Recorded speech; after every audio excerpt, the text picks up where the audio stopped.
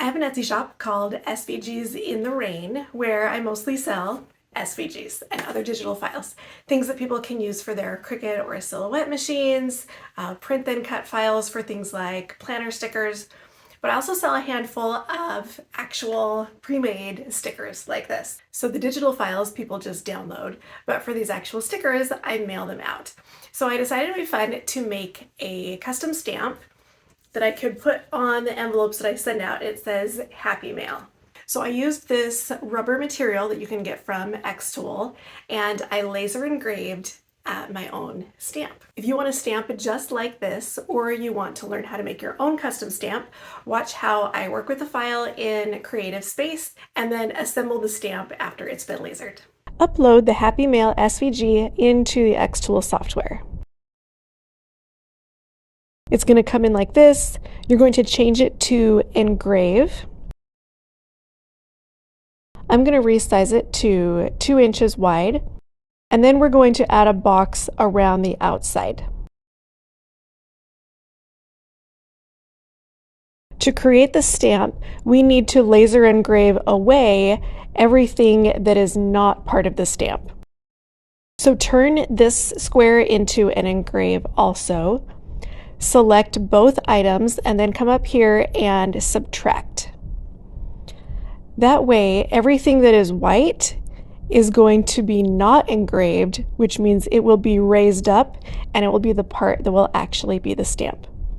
Now I need to make sure to reflect it, or when we go to actually make a stamp, our words will be backwards. So those are the 2 important things to remember when making a stamp. You want to have it engrave everything that is not part of the stamp, and then you need to reflect it or mirror it. Okay, now for our material settings, we're going to have laser flat. Then to find the right material, we're going to click more, and in the search bar, just type rubber. Then it's going to come up with the laser engraved rubber mat. I'm going to use all of the preloaded settings here, and it's not going to be raised up on anything. I'm just going to put it flat in the bottom of the xTool. And then just if you're curious, this is what those settings are.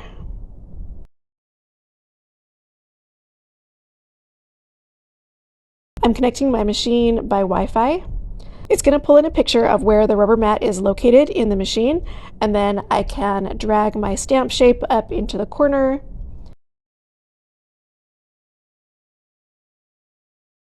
Hit process, hit start, and then I'll go push the button on the machine to start it. All right, this is sped up to 4 times, just so you can kind of get an idea of what it'll look like. And then it does 2 passes. So where you can see that it's darker on the top, that's where it's done the second pass, and it's just engraving away a little bit more, so our stamp is going to be a little bit deeper.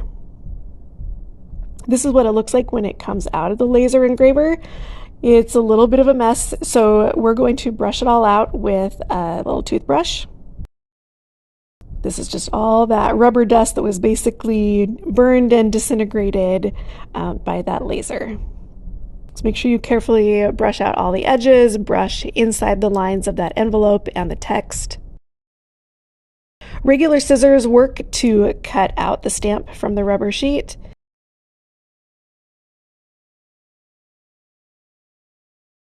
And then I went in again too and cut it even closer to the actual stamp design.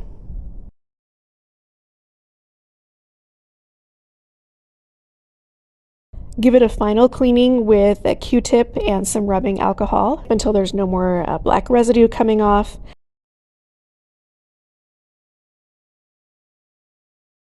And then give it a little swipe on the back side also so that that's clean. I cut a wood block out of some scrap wood that I had in the garage. You could also buy one. And then I'm using this Power Tack glue.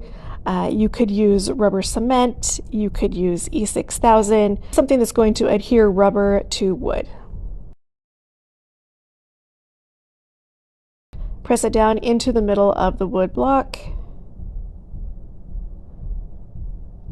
And I tried to kind of line up the edges of the envelope with the edges of the wood block. Then flip it over and give it a press from the top and let it dry.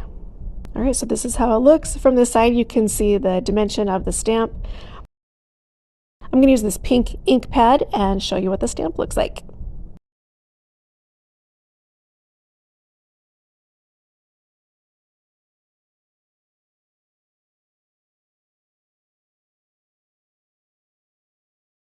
So then to label the stamp, I just stamped down on a piece of sticker paper and then cut it out and stuck it right on the back of the block of wood. And the file that I'm sharing down below in the description, I actually made the letters just a little bit bigger so they will show up a little bit better and be just a little bit easier to read. If you have questions about making your own stamp, let me know. Make sure you get the materials links all down in the description. I'm continuing my xTool series, so I've got some more videos coming up, and I will see you next time. Bye.